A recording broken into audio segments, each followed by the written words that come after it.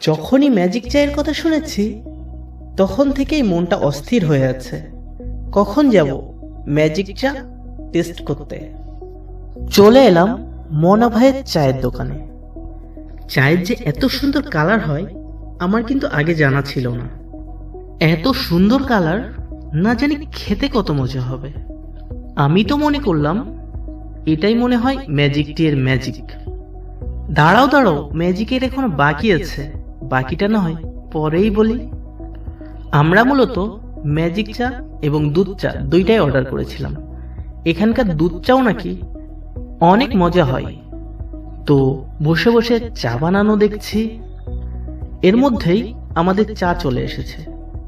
এক এক করে দুই রকম চাই টেস্ট করলাম, যেন এক অন্য জগতে চলে গিয়েছি।